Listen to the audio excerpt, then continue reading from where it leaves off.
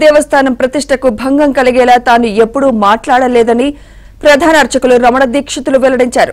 TTD EO Ramana Dikshitulu లేఖ రాశారు. తాను ఇప్పటివరకు రామచంద్ర యాదవ్ను కలవలేదన్నారు. అలాగే ఈవోకు వ్యతిరేకంగా ఎప్పుడూ మాట్లాడలేదని లేఖలో స్పష్టం చేశారు. సోషల్ మీడియాలో వైరల్ గా మారిన వీడియోలో ఉన్నది తన గొంతు కాదన్నారు రమణ దీక్షితులు. ఈ అంశంపై న్యాయపరమైన చర్యలు తీసుకుంటున్నట్లు రమణ దీక్షితులు వెల్లడించారు.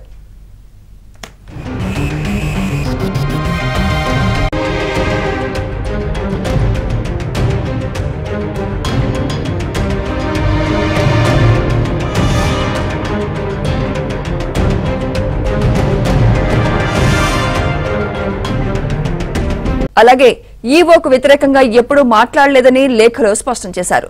సోషల్ మీడియాలో వైరల్ గా మారిన వీడియోలో ఉన్నది తన గొంతు కాదన్నారు రమణ దీక్షితులు.